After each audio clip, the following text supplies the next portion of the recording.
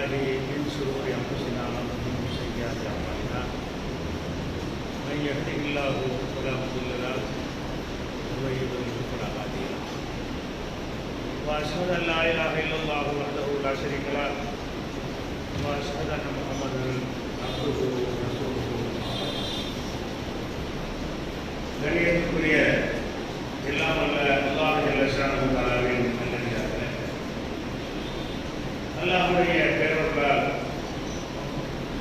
அவன் நமக்கு விதியாக்கி இருக்கின்ற உம்மா என்ற கடமையை நிறைவேற்றுவதற்காக நாம் எல்லாம் இங்கே கொடுக்கிறோம். இந்த நல்ல நாளிலே ஒவ்வொரு இஸ்லாமிய சமுதாயத்தை சேர்ந்தவர்களும் எதில் தெளிவாக இருக்க வேண்டும், எதிலே கவனமாக இருக்க வேண்டும் என்ற ஒரு செய்தியை இந்த ஜும்மா உரையிலே நான் சுட்டிக்காட்ட விரும்புகிறேன். இஸ்லாம் என்ற இந்த மார்க்கத்தை மறுமையில் வெற்றி பெறுவதற்காகத்தான் நாம் ஏற்றுக்கொண்டிருக்கிறோம். இந்த மார்க்கத்தில் நம்ம இருப்பது சொர்க்கத்துக்கு செல்ல வேண்டும். இந்த மார்க்கத்தில் நம்ம நடைபெறுகிற காரணத்தினால் நம்முடைய மறுமை வாழ்க்கை வெற்றி பெற வேண்டும். இதுதான் எல்லா முஸ்லிம்களுடைய ஏகோபித்த நம்பிக்கையாக இருக்கிறது. அவர்கள் கொள்கையிலே முரண்பட்டவர்களாக இருந்தாலும் அவர்களும் சொல்வார்கள் மறுமையில் வெற்றி பெற வேண்டும். ஏன் இந்த மார்க்கத்தில் இருக்கிறீர்கள்? மறுமையில் வெற்றி பெற வேண்டும், சொர்க்கம் செல்ல வேண்டும். மறுமையில் வெற்றி பெற வேண்டுமானால் அதற்கு நிறைய நல்லறங்கள் செய்ய வேண்டி இருந்தாலும் அடிப்படையான கொள்கை சரியாக இருக்க வேண்டும். மறுமையில் வெற்றி பெறுவதற்கு முக்கியமான விஷயம் என்னவென்றால் லா இலாஹ இல்லல்லாஹ் முஹம்மது ரசூலுல்லாஹ் என்று நம்ம ஏற்றுக்கொள்ளும் கலிமா, அந்த கலிமாவுடைய சாறு நம்முடைய உள்ளத்தில் ஆழமாக பதிந்திருக்க வேண்டும். அந்த கலிமாவுடைய சாறு என்றால் என்ன? அல்லாஹ்வும் ரசூலும் தான் இந்த மார்க்கத்திற்கு உரியவர்கள், எஜமானர்கள். அல்லாஹ்வும் ரசூலும் எதை சொன்னார்களோ அது மாத்திரம்தான் மார்க்கம். அல்லாஹ் ரசூல் சொல்லாமல் நாம உருவாக்கி கொண்டது, நம்முடைய முன்னோர்கள் உருவாக்கியது, நம்முடைய அறிஞர்கள் உண்டாக்கியது, இவையெல்லாம் மார்க்கமாக ஆகும் நம்ம நினைத்தால் அந்த அடிப்படை கொள்கையை விட்டு விலகி விடுவோம். எந்த ஒரு விஷயத்தை இஸ்லாத்தின் பெயரால் சொல்வதாக இருந்தாலும் செய்வதாக இருந்தாலும் அல்லாஹ் சொல்லியிருக்கிறானா, அல்லாஹ்வுடைய ரசூல் சொல்லியிருக்கிறார்களா, இந்த ரெண்டில் மாத்திரம்தான் நம்முடைய முழு கவனம் இருக்க வேண்டும். இந்த ரெண்டுக்கு அப்பாற்பட்ட நிலையில் நம்முடைய செயல்பாடு இருக்கும் என்று சொன்னால் குர்ஆன் ஹதீஸுக்கு மாற்றமாக போனால் கூட அதை ஏற்றுக்கொள்வோம், அதையும் நாங்கள் செய்வோம் என்ற நிலைக்கு நாம் வந்தோம் என்று சொன்னால் நம்முடைய மறுமை வாழ்க்கை பாழாகிறது. மதுஹபுகள் என்றும் தரிகாக்கள் என்றும் பலவாறாக மீண்டு கிடந்த சமுதாயத்தில் இந்த கொள்கையை தான் நம்ம சொன்னோம். இந்த மதுஹபு, தரிகா இது போன்ற கொள்கைகளை நீங்கள் பின்பற்றினால் மறுமையில் வெற்றி பெற முடியாது.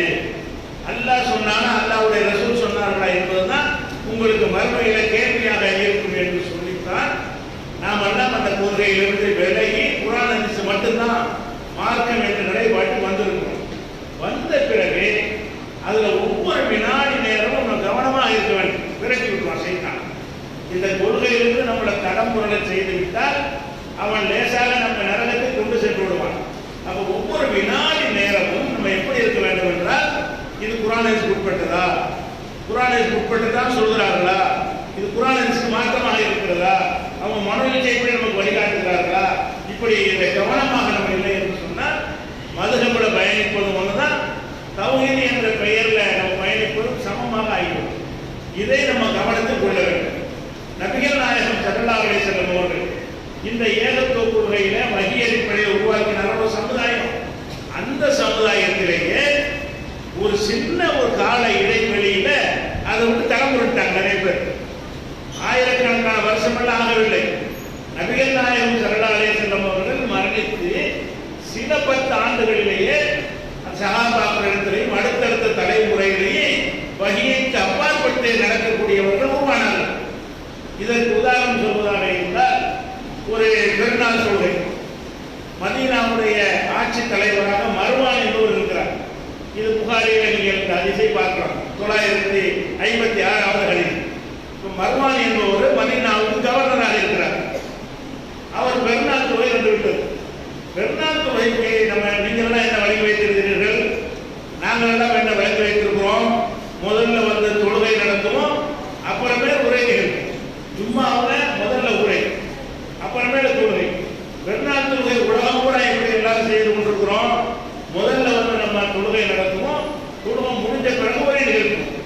இதுதான் நபிகள் நாயகம் ஸல்லல்லாஹு அலைஹி வஸல்லம் காட்டி தந்த வழிமுறை. இந்த வழிமுறைக்கு மாற்றமாக மர்வான் என்ற அந்த ஆளுநர் என்ன செய்கிறார் என்று கேட்டா, இப்ப வந்த உடனே மெம்பர்ல ஏறிடுறார். ஒரு மெம்பர் கொண்டாந்து வைக்கப்பட்டிருக்கிறது. அந்த மெம்பரை வைக்கிற வழக்கம் ரசூலுல்லாஹி காலத்தில் பெருநாள் தொழுகை. இவர் மெம்பரையும் ஒன்று ரெடி பண்ணி தொழுகை துவங்குவதற்கு முன்னாடியே ஏறி மெம்பர்ல உட்கார போறார். அப்ப அபூ சயீத் அல்-குத்ரி என்கிற நபித்தோழர் சஹாபாக்கெல்லாம் இருக்கும்போது இது நடக்கிறது. சஹாபாக்கெல்லாம் வாழ்ந்து கொண்டிருக்கிற காலத்தில் தான் இது நடக்கிறது. அபூ சயீத் அல்-குத்ரி என்கிற நபித்தோழர் என்ன செய்யறாருன்னு கேட்டா, அவர் சட்டையை பிடிச்சி இழுத்துக்கீழ உட்கார வைக்கிறார். அவர் மெம்பர்ல ஏற போறாரு. மெம்பர்ல ஏற போகும்போது ஏற விடாமல் தடுக்கிறார், இழுக்கிறார். அதை மீறி தட்டி விட்டு ஒரு உட்கார்ந்து விட்டார். உரை நிகழ்த்தும் பொழுது உரை நிகழ்த்திய பிறகு அபூ சயீத் எழுந்து அந்த கேள்வி கேட்கிறார். ஆளுநர் என்று பார்க்கவில்லை, கவர்னர் என்று பார்க்கவில்லை. நபிகள் நாயகம் ஸல்லல்லாஹு அலைஹி வஸல்லம் அவர்கள் தொழுத பிறகுதானே பெருநாள் உரை நிகழ்த்துவார்கள். நீ எப்படி இதை மாற்றலாம் என்று கேட்ட உடனே அது காலம் மலையேறிவிட்டது என்று அவர் சொல்கிறார். அப்ப அபூ சயீத் சொல்கிறார்கள், நபிகள் நாயகம் ஸல்லல்லாஹு அலைஹி வஸல்லம் செய்த ஒன்றை விட நீ செய்வது சிறந்தது இல்லை என்று ஒரு கடும் எச்சரிக்கை கொடுக்கிறார்கள். அப்ப அவர் சொல்கிறார், என்ன சொல்றாருன்னு கேட்டா, பின்னாடியே தான் உரை நிகழ்த்தன, நாங்க தொழுகைக்கு பிறகு உரை நிகழ்த்தினா யாரும் இருக்க மாட்டேங்கிறாங்க, அதனால தான் நான் முன்னாடி நடத்தினேன் என்று அவர் சொல்கிறார். அப்ப இதுல தெரிந்த விஷயம் என்னன்னு கேட்டா, ரசூல் ஸல்லல்லாஹு அலைஹி வஸல்லம் மரணித்து எவ்வளவு காலம் ஆகிவிட்டது? ஒரு 30-40 ஆண்டுகள் ஆகிவிட்டது. இந்த இடைவெளியிலேயே எப்படி மாற்றம் ஏற்படுது? எல்லாரும் வழங்கி வைத்திருக்கிற இன்னைக்கு கூட நம்ம மாற்றாம இருக்கிறோம்ல, பெருநாள் தொழுத பிறகுதான் உரை நிகழ்த்தி கொண்டிருக்கோம். அந்த மறுவாழ்வு உண்டாக்குற ஒரு வழக்கம் மாற்றமாகல இருந்தாலும் அவர்கிட்ட பவர் இருந்ததுனால, ஆட்சி இருந்ததுனால அவர் செய்யும் பொழுது எல்லோரும் மௌனமா இருக்கிறார்கள். பல சஹாபாக்கள் மௌனமா இருக்கிறார்கள், பல தாபீகள் மௌனமா இருக்கிறார்கள். ஒருத்தர் தான் நினைச்சு கேட்கிறார். அவ்வளவு பேர் கொந்தளிச்சு இருக்க வேண்டிய ஒரு விஷயம் இது. வகையில மாற்றத்தை ஏற்படுது. ரசூலுல்லாஹ் உண்டாக்குன ஒரு வழிமுறைக்கு மாற்றமாக ஒரு கவர்னர் செய்கிறார். அது இஸ்லாத்தின் பெயரால் ஆட்சி நடத்துகிற கவர்னர் செய்கிறார். இஸ்லாத்தின் பெயரால் தட்டி கேட்க முடியும். தட்டி கேட்டால் அத்தனை மக்களும் திரண்டு விடுவார்கள், திரண்டால் தடுத்து விட முடியும். ஆனாலும் அபூ சயீத் அவர்கள் கேட்டதாகத்தான் ஹதீஸில் இருக்கிறது. வேறு சில அறிவிப்புகளில் இன்னும் ஒருவர் கேட்டதாகவும் வருகிறது. அவ்வளவு பேர் என்ன செய்தார்கள்? அப்பதான் நம்ம விளங்குறோம், நபிகள் நாயகம் ஸல்லல்லாஹு அலைஹி வஸல்லம் உருவாக்கின அந்த சுன்னத் வழிமுறை சில பல ஆண்டுகளுக்குள்ளேயே அவர்கள் மாற்றம் செய்கிறார்கள். அதிகாரத்தில் உள்ளவர்கள் மாற்றம் பார்க்கிறார்கள், ஆட்சியை பயன்படுத்தி மாற்றம் பார்க்கிறார்கள். ஆனாலும் ஒரு சில தோழர்கள் அந்த தட்டி கேட்ட காரணத்தினால்தான் அந்த ஒரு சில தட்டி கேட்டார்களே அது இன்னைக்கு மார்க்கமா இருக்குது. அவர் ஆட்சி அதிகாரத்தை கொண்டு நிலைநாட்டினார அது மார்க்கமாக இல்லை. இன்னைக்கு நம்ம எல்லாருமே தொழுகைக்கு பிறகுதான் உரை நிகழ்த்துறமே தவிர மர்வான் உண்டாக்கிய ஒரு வழிமுறைக்கு தொடர்ச்சி இருந்ததா? வேண்டாம் வெறுப்பாக அதை சகித்துக் கொண்டிருந்தார்களே தவிர அதை எல்லோரும் மனப்பூர்வமாக ஏற்றுக்கொண்டிருக்கவில்லை என்பதை பார்க்கிறோம். அப்ப இது எதற்காக இதை நாம் சொல்லி காட்டுகிறோம் என்று சொன்னால், நபிகள் நாயகம் ஸல்லல்லாஹு அலைஹி வஸல்லம் உருவாக்கின சமுதாயம், சஹாபாக்கள் தாபீன்கள் தான் இருக்கிறார்கள். அந்த மாதிரி சிறந்த சமுதாயம் காரணி சமுதாயங்களிலே என் காலத்தவர்கள் சிறந்தவர்கள், அதுக்கடுத்த காலத்தவர் அடுத்து சிறந்தவர்கள், அதுக்கடுத்த காலத்தவர்கள் அடுத்து சிறந்தவர்கள் என்று ரசூலுல்லாஹ் பாராட்டினாங்களே, அந்த சமுதாயம் வாழும் போதுதான் பெருநாள் தொழுகையிலே விளையாடுறாங்க. பெருநாள் தொழுகையிலே விளையாடும் பொழுது எல்லாரும் மூலமா இருக்கிறார்கள். வேண்டும் எந்த ஒரு காலகட்டத்திலையும் மாறிக்கொண்டே வரும். சிலருடைய நிலை மூழ்கிவிடும், தப்பான கொள்கை சரியானது பட்டுவிடும். நாம தான் அபூ சயீத் அல்-குத்ரி மாதிரி என்ன செய்யணும்? தெளிவாக கவனமாக இருக்க வேண்டும். குர்ஆன்ல இருக்குதா? அது சொல்லுங்க. கவர்னரை சொல்லட்டும், யார் வேணாலும் சொல்லட்டும், ஜமாத்தை சொல்லட்டும், குர்ஆன்ல இருக்கிறபடி சொன்னியா, ஹதீஸில் உள்ளபடி சொன்னியா என்று கேட்கக்கூடியவர்களாக நம்ம இருக்க வேண்டும். எனக்கு மாறிக்கொண்டே வரும்.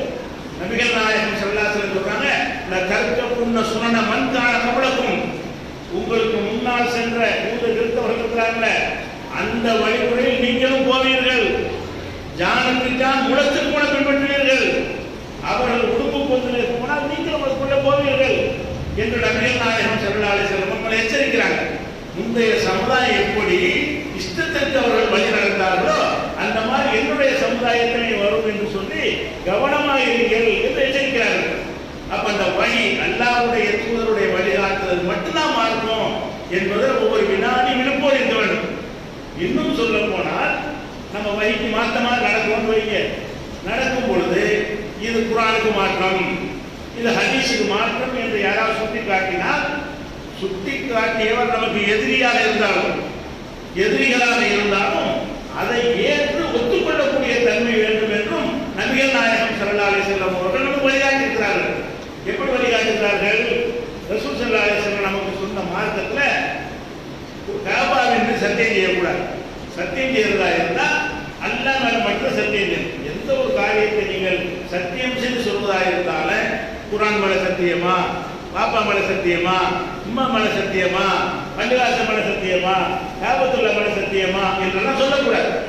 சொல்வதாக இருந்தால் அல்லாஹ் மேல சத்தியமாக நான் சொல்றது உண்மை, அல்லாஹ் மேல சத்தியமாக நான் இந்த வாக்குறுதி நிறைவேற்றுவேன், இப்படி அல்லாஹ்வை தவிர யார் மீதும் சத்தியம் செய்யக்கூடாது என்று ரசூலுல்லாஹ் வழிகாட்டினாங்க.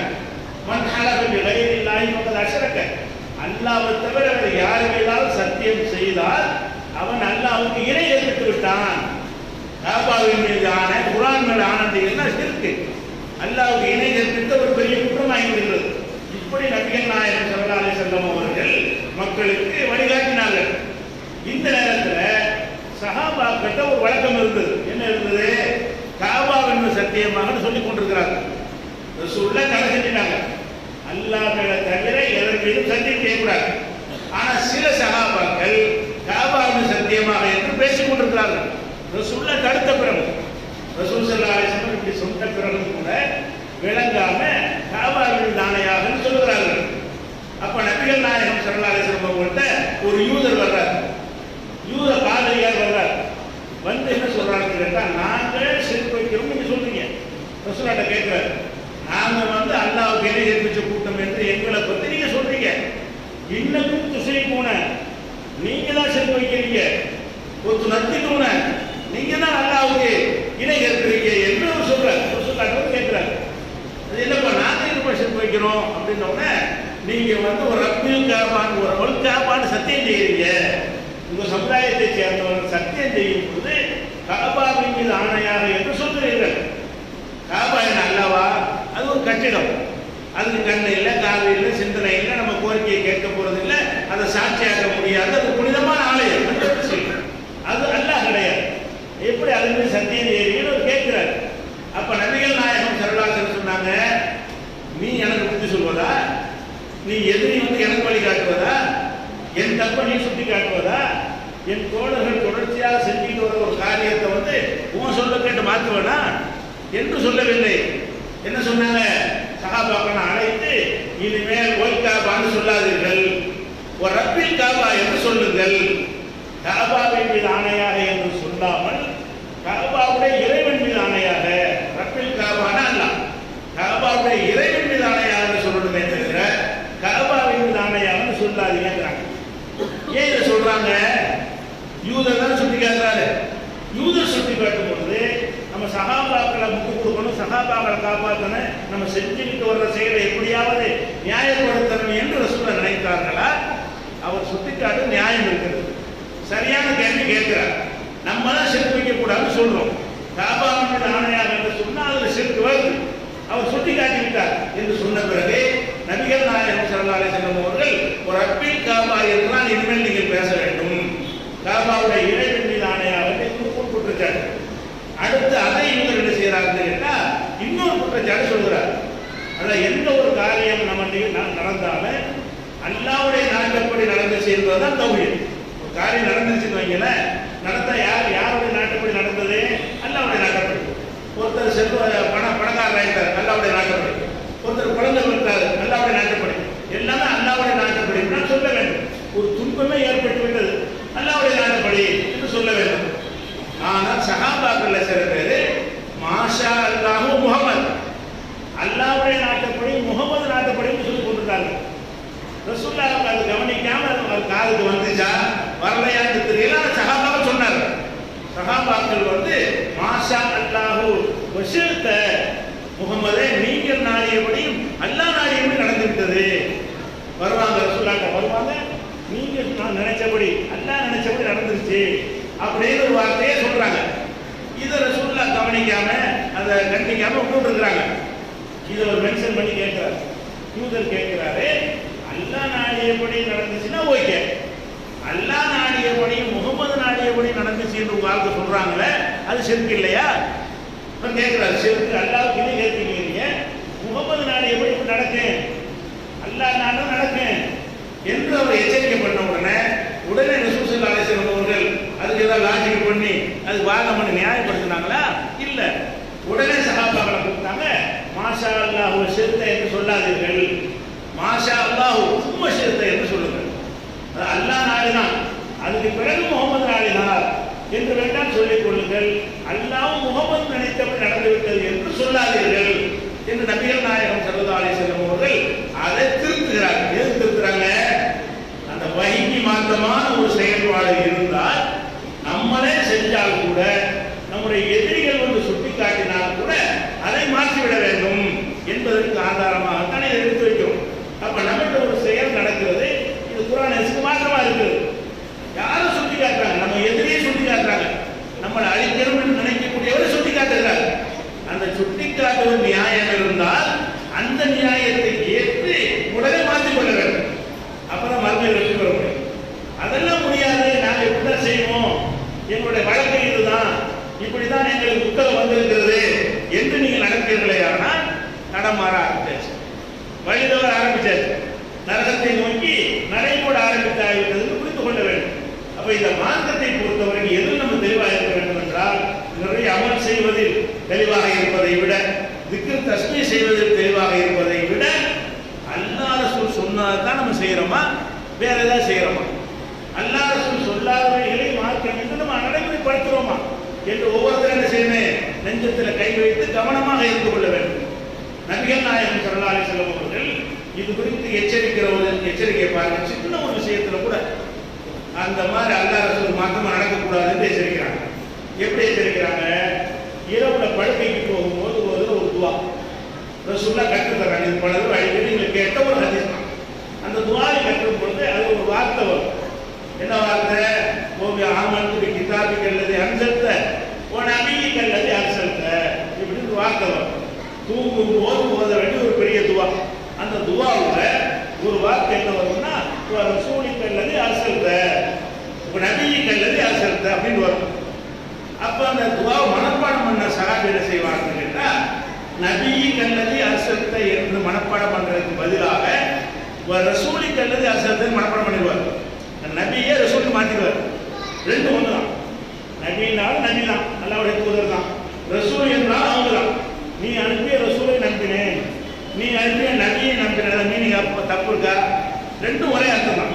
ரசூல்லா சொல்லி கொடுத்த வாசனை என்ன என்றால், உன் நபியை கண்டது யார் செல்ல, இறைவா நீ அனுப்பிய நபியை நான் நம்பிக்கை கொண்டேன் அப்படி சொல்லி கொடுக்குறாங்க.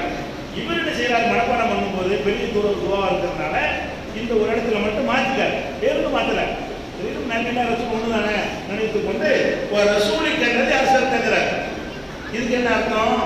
இறைவா நீ அனுப்பிய உன்னுடைய ரசூலை நம்பினேன். எல்லாம் கருத்து சரியா தான் போப்பான்னு சொல்லல, நிறுத்துறாங்க. ரசூல் சொல்லாரு மனப்பாடம் பண்ணி ஒப்புவிக்கிறார். துவாவை ரசூல் ஸல்லல்லாஹு அலைஹி வஸல்லம் கிட்ட ஓதி காட்டுறாரு. அப்படி காட்டும் பொழுது சொல்றாரு, உன் நபியை கண்டது அரசர்த்த இந்த வாசகத்தை சொல்றாரு. உடனே ரசூல் ஸல்லல்லாஹு அலைஹி சொல்றாங்க, லா நிறுத்த, அப்படி இல்லை, உன் நபியை கண்டது அரசர்த்தன்னு சொல்லு, உன் ரசூலை கண்டது அரசர்த்தன்னு சொல்லாத. அப்ப நான் சொல்லி தந்ததுல சின்ன சொல்லையும் மாற்றக்கூடாது. ரசூல் ஸல்லல்லாஹு அலைஹி வஸல்லம் இப்படிதான் ஓத வேண்டும் துவா சொல்லி தந்தாங்க. துவா சொல்லி தந்த பிறகு இதுவும் அது ஒரே அர்த்தம் தானே, ரெண்டும் ஒரே கருத்து தானே, அதை செஞ்சா என்ன அப்படி நினைத்து நீங்கள் மாற்றீர்களே, ஆனால் அது ரசூலுக்கு வஹீக்கு மாற்றமான ஒரு செயல். இப்ப சின்ன ஒரு மாற்றம், விபரீதமான அர்த்தம் கூட இல்லை. இன்னும் நம்ம அறிவை கொண்டு அரபி மொழி இலக்கணத்தை கூட சிந்தித்து பார்த்தீர்களே, ஆனால் ரசூலை கண்டது அரசல் தான் மேய்ச்சாகும். ரசூல் அரசல ஒரே சொல்லிலிருந்து பிறந்தது. நபி கண்டது அரசல் என்பது அவங்களுக்கு மேட்ச் ஆகாது. ஆனாலும் ரசூல் என்ன சொல்றாங்க, நான் சொல்லிட்டு சொல்றேன், வஹீதா என்னோட அல்லாஹ் சொல்லி நான் உங்களுக்கு சொல்லி தருகிறேன். அதுல நீங்க ஒரு இஷ்டத்துக்கு வந்து இந்த இடத்துல ரசூல் நபியை ரசூல் மாத்திக்கிடுவேன் என்று மாத்தினீர்களே, ஆனால் நீங்களா ஒரு துவா உண்டாக்குறதாகுமே தவிர நான் சொல்லி தந்த கற்று தந்ததை நீங்கள் சொன்னதா ஆகாது. அதான் எனக்கு அர்த்தம். அப்ப இது புகாரிலே முஸ்லிம்ல பல அதிசயங்கள் பார்க்கலாம். அப்ப நபிகள் நாயகம் ஸல்லல்லாஹு அலைஹி வஸல்லம் ஒரு மார்க்கம் ஒன்று சொல்லி தந்துட்டாங்கன்னு சொன்னா அதுல நம்ம இஷ்டத்துக்கு என்ன செய்யக்கூடாது, ஏதோ ஒரு காரணத்தை உண்டாக்கி கொண்டு இதற்காக நாங்கள் அப்படி செஞ்சோம், அதற்காக இப்படி செஞ்சோம், அதுக்கெல்லாம் எந்த உரிமையும் யாருமே வழங்கப்படவே இல்லை.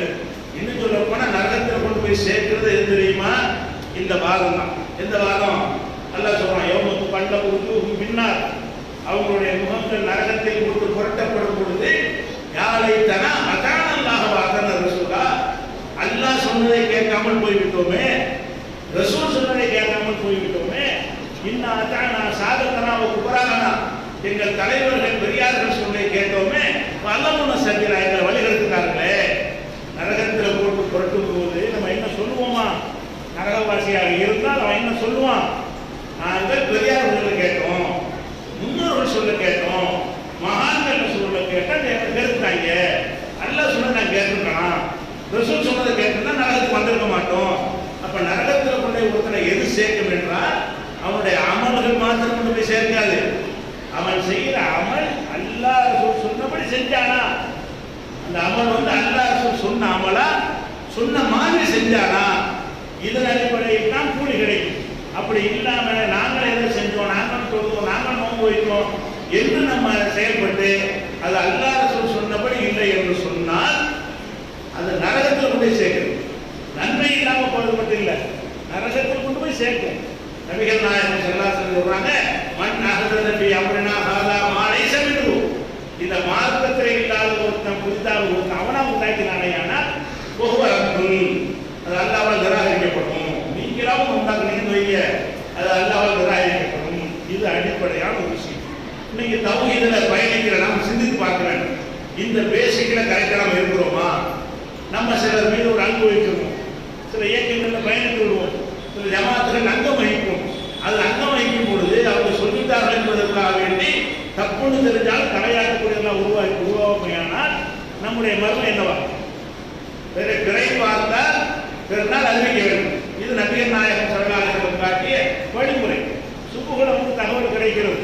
அன்றைக்கே பெருநாளை தொழுவது சொல்லி ரசூல் ஸல்லல்லாஹு அலைஹி வஸல்லம் கட்டளை இருக்கிறார்கள். இதுக்கு மாற்றமாக எந்த ஒரு ஆதாரம் கிடையாது.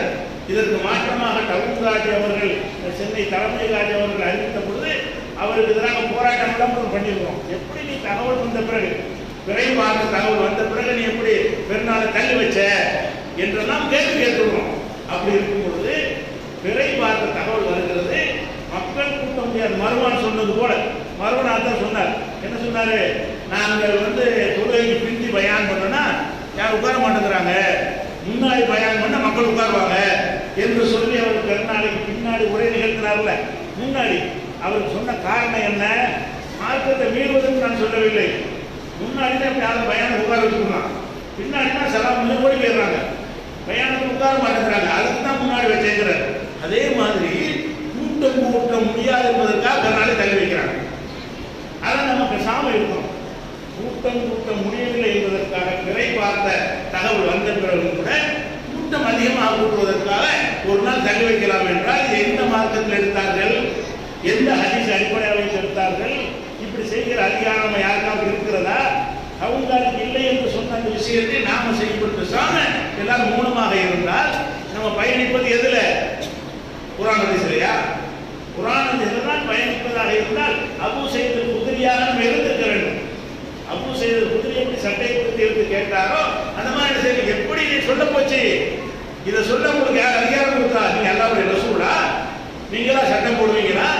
நீங்களா மாற்றுவீங்களா என்று கேட்கிறேன்னு சொன்னா மற்ற காரியங்களை நம்ம சரியாக செஞ்சாலும் நீங்க அல்லாஹ் ரசூல் செய்யணும். ஏன் ஏதோ பழகிட்டதுக்காக செய்றீங்களே தவிர அல்லாஹ் ரசூல் சொன்னார்கள் என்பதற்கு செய்வதாக இருந்தால் இந்த இடத்தில் கேட்கணுமா இல்லையா?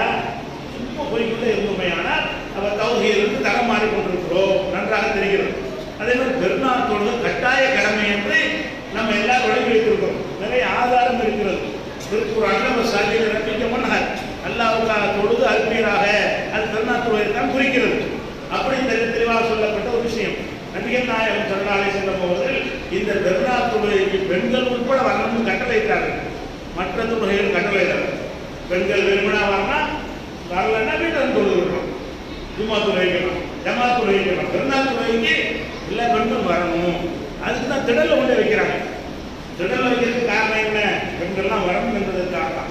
மாதவிடாய் பெண்கள் கூட தொழுகையில் கலந்து கொள்ளாம அந்த சபைக்கு வரணும் என்ற அளவுக்கு ரசூல் ஸல்லல்லாஹு அலைஹி வஸல்லம் அவர்கள் முக்கியத்துவம் கொடுத்து அது ஒரு கட்டாய கடமையாக நமக்கு வலியுறுத்தி சொல்லி இருக்கிறார்கள். இன்னும் சொல்ல போனா இந்த மாதிரி ஒரு வெள்ளிக்கிழமையில பெருநாள் வந்துவிட்டது என்று சொன்னால் பெருநாள் தொழுதுட்டு ஜும்மாவுக்கு வராமல் இருக்கலாம். வெள்ளிக்கிழமை பெருநாள் வந்துருச்சுன்னு வைங்க, அவர் வெள்ளிக்கிழமையில பெருநாள் வந்து விட்டது என்று சொன்னால் பெருநாள் தொகையில் கலந்து கொண்டவர்கள் விரும்பினால் அடுத்து கொஞ்சம் மத்தியானம் நடக்கக்கூடிய ஜும்மாவுக்கு வரலாம், விரும்பினா வராம இருக்கலாம். அந்த ஜும்மா ஒரு இடத்துல நிற்குது. பெருநாள் தொகை என்பது எந்த இடத்துல நிற்குது? ஜும்மாவுக்கு பதிலாக இதுவே போதும். ஆனால் ஜமாத் நடக்கும், ஜும்மா நடக்கும். கட்டாயமான அந்த கட்டாயம் வெள்ளிக்கிழமை கட்டாயம் கிடையாது. வெள்ளிக்கிழமை பெருநாள் வந்துவிட்டது என்று சொன்னால் பெருநாள் தொகையில் கலந்து கொண்டவர்கள் விரும்பினால் ஜும்மாவுக்கு வரலாம், விரும்பாட்டி வராமல் போகலாம். அப்ப இந்த பெருநாள் தொகை எந்த இடத்துல நிற்கிறது? ஜும்மாவுடைய இடத்துல நிற்கிறது, கடமையோட இடத்துல நிற்கிறது. இப்படிப்பட்ட ஒரு கடமையான தொழுகையை பெருநாள் தொழுகை சுன்னத்து தான் என்று சொல்கிறார்கள். பேசாம இருக்கிறார்கள். குர்ஆன் ஹதீஸில் பயணித்தவர்கள் எப்படி சுன்னத்துங்கிறீங்க? சுன்னத்துன்னா விரும்பினா செய்யலாம், இல்லாட்டி குற்றம் இல்லைன்னு அர்த்தம். சுன்னத்து என்று சொன்னால் அதை விட்டால் நல்லா கேள்வி கேட்க மாட்டான், தண்டிக்க மாட்டான், செஞ்சா கூலி கொடுப்பான். சுன்னத்துக்கு பரலுக்கு என்ன வித்தியாசம் என்று சொன்னால், பரலு என்று சொன்னால் அதை செஞ்சால் நன்மை, செய்யாட்டி குற்றம். ஏன் செய்யற நல்ல கேள்வி கேட்பான். சுன்னத்து என்று சொன்னால் செஞ்சா நன்மை, செய்யாட்டி குற்றம் கிடையாது. அப்ப பெருநாள் தொழுகை சுன்னத்து என்று சொல்வதன் மூலமாக அந்த ஒரு தொழுகை தான் நீ மக்களை தொழுதுட்டு இருக்கான். அந்த ஒரு தொழுகை மாத்திரம் தொழக்கூடியவர்கள் அதிகமாக அந்த சமுதாயத்தில் இருக்கிறார்கள். அதுவும் சுன்னத்து தான், விரும்பினா தொழுது போ, இல்லாட்டி தொழாம போயிருந்து சொல்லும் பொழுது பேசாம இருக்கிறோம் என்றால் நம்ம எதுல பயணிக்கிறோம்? வகையில தடுமாறுறோமா? எதெல்லாம் இது பேசாம இருக்க முடிகிறது? நம்ம ஒரு இதை செட்டிங்கில் வந்துவிட்டோம் என்று சொன்னால் அவங்க தப்பா சொன்னாலும் நம்ம ஏற்றுக்கொள்ளணும், அதை மீறக்கூடாது, அதை எதிர்க்கக்கூடாது என்று வார்த்தைப்பட்டோம் என்றால் நம்ம பேசிக்கிட்டோம்னு அர்த்தம். பேசிக்கில் இருக்கிற யாராக இருந்தாலும் எவ்வளவு பெரிய இடத்திலிருந்து அந்த தீர்ப்பு வந்தால் நம்ம ஏற்றுக்கொள்வோமா? மதுகப்பட சொன்னதெல்லாம் வேணாம்னு சொல்லிட்டு வந்தோமே. மதுகப்பட இமாம்னா பெரிய பெரிய அறிஞர்கள் தானே. ஷாஃபி இமாம், ஹனஃபி இமாம்னா நம்மளோட பெரிய அறிவாளிகள் தானே. அறிவாளிகளாக இருந்தாலும் கூட குர்ஆன் ஹதீஸ் ஆதாரம் இல்லாமல் சொன்னார்கள் என்று தெரியும் பொழுது அவங்கள ஒதுக்கிவிட்டு குர்ஆன் ஹதீஸ் பக்கம் வந்துடும். அப்படி இருந்து நம்ம என்ன செய்யறோம்னு கேட்டா, நம்ம சமகாலத்தில் உள்ளவர்கள் எதையாவது சொல்வார்கள் என்று சொன்னால் சரி சுன்னத்து தான், இப்படி போகக்கூடிய நிலைப்பாடு. ஒரு கொந்தளிப்பு, ஒரு அதிருப்தி, ஒரு எதிர்ப்பு, ஒரு போர்க்குரல் எழுந்தவில்லை என்று சொன்னால் நம்ம குர்ஆன் ஹதீஸை விட எது முக்கியம்? இயக்கம், சங்கம், ஜமாத்து, தலைவர்கள் முக்கியம் என்று ஆகிவிட்டது என்று சொன்னால் நம்ம கொள்கையில் இருக்கிறோமா, கொள்கை வெளியே இருக்கிறோமா? நன்றாக வெளியே இருக்கிற தெல்ல தெளிவாக தெரிகிறது. புதுசல் கட்டிட்டு ஒருத்தர் இருந்தால் அவர் பாவம் பண்ணிட்டு ஏஜெண்டா இருந்தாருன்னு ஒரு கட்டுக்கதையில் இருக்கிறார்கள். அது அப்படி போய் புதுசல் கட்டிட்டு ஒருத்தர் எதுவும் கிடையாது. அவர் எல்லாத்துக்கும் பாவம் பண்ணிட்டு ஏஜெண்டா இருக்க கிடையாது என்பதற்கு நிறைய ஆதாரங்கள் அடிப்படையில் நம்ம ஒரு ஆர்குமெண்ட் கொடுத்தோம் என்று சொன்னால் அந்த ஷியாக்களுடைய அந்த புதுசல் கரணி கதையை நியாயப்படுத்தி பேசுகிறார்கள்.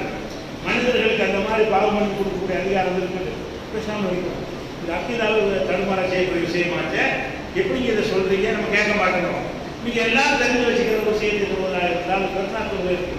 பெருநாள் தொழுகை ஹஜ்ஜி பெருநாள் குர்பானி கொடுக்குறோம். குர்பானி கொடுக்க நீங்க நினைத்தீர்களே, ஆனால் 10வது நாள் குர்பானி கொடுப்பீங்க. அந்த 10 நாளைக்கு முடி நகங்கள் களையக்கூடாது. குடும்ப தலைவர் ஒரு குடும்பத்தில் குர்பானி கொடுப்பதாக இருந்தால் அந்த குடும்பத்துடைய தலைவராக இருக்கக்கூடியவர் அந்த குர்பானி கொடுத்து முடிகிற வரைக்கும் 10ஆம் நாள் குர்பானி கொடுத்து முடிக்கிற வரைக்கும் முடி வெட்டக்கூடாது, நகம் களையக்கூடாது. குர்பானிலாம் கொடுத்த பிறகுதான் செய்யணும் என்று இது நம்ம மட்டும் இல்லை, 72 கூட்டமும் ஒத்துக்கொண்டு ஆதரவுபூர்வமான ஒரு செய்தி. எல்லா ஜமாத்துகளையும் ஹதீஸ்லையும் இருக்கிறது, ஹதீஸ்லையும் இருக்கிறது. கருத்து வேறுபாடு இல்லாமல் எல்லாரும் நம்ம கொடுக்கக்கூடிய ஒரு சட்டம். அதை தெரிஞ்சு மாத்திராங்க, முன்னாடி கூட வெட்டிக்கணும் என்ன ஆதரவுலாம் இல்லை. குர்பானி கொடுக்கக்கூடியவர்கள் குர்பானி கொடுப்பதற்கு முன்னாடியே அந்த நகமுடைய கடையெல்லாம் ஒரு பத்வாவை கொடுக்குறாங்க. தௌஹீத் என்று சொல்லி அதை போறவங்க கேட்க மாட்டேங்கிறாங்க. எப்படி இதை சொல்ல போச்சு? இதை சொல்ல உங்களுக்கு யார் ரைட்டு கொடுத்தா? வகையை வந்து கை உங்களுக்கு அதிகாரம் இருக்கிறதா? அல்ல அந்த பவர் உங்களுக்கு தந்திருக்கிறானா என்று யாருமே கேட்கறது. அப்ப நம்ம எதுல கவனமா இருக்கணும்? இந்த அளவுக்கு நாம ஆயிடக்கூடாது. எந்த ஒரு சந்தர்ப்பத்திலையும் சொல்ற ஆளை காட்டாங்க. பெரிய அறிஞர் சொல்றாரு, பெரிய மௌலானா சொல்றாரு, பெரிய ஜமாத்து சொல்லுது, பெரிய கூட்டம், அதெல்லாம் பார்க்கக்கூடாது. சொல்ற விஷயத்துக்கு குர்ஆன்ல ஆதாரம் காட்டாங்க, சொல்ற விஷயத்துக்கு ஹதீஸ்ல ஆதாரம் காட்டாங்க. இது முன்னில மாத்திரம் கவனமாக இருக்க வேண்டும். இப்படி கவனமாக இருப்பதன் மூலமாகத்தான் நம்முடைய கொள்கையை காத்துக்கொள்ள முடியும்.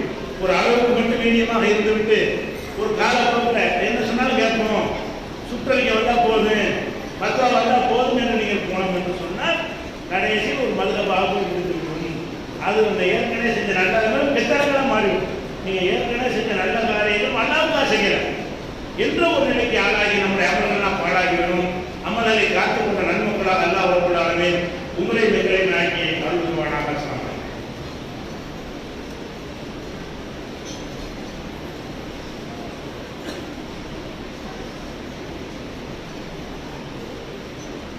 அன்பிற்குரிய சகோதரர்களே, நபிகள் நாயகம் ஸல்லல்லாஹு அலைஹி வஸல்லம் அவர்கள் ஒரு முத்தாய்ப்பாக நமக்கு ஒரு போதனை செய்திருக்கிறார்கள். லா தஸாலு தாயிஃபத்தும் மின் உம்மத்தி ஸாஹிரீன் அலல் ஹக். கியாமத் நாள் வரைக்கும் ஒரு கூட்டம் அவர்கள் சத்தியத்திற்கு போராடி கொண்டே இருப்பார்கள். என்ன மாற்றங்கள் யார் யார் எப்படி பரவி போனாலும் சரி, ஒரு சின்ன அபு செய்யறது மாதிரி சில பேரால் எழுந்து செய்வாங்க, சத்தியத்தை பேசக்கூடியவர்களாக இருப்பார்கள். கியாமத் நாளுக்கு அழிக்க முடியாது. இஸ்லாம் அழிக்கப்படாமல் இதுவரை காப்பதற்கு காரணம் என்ன?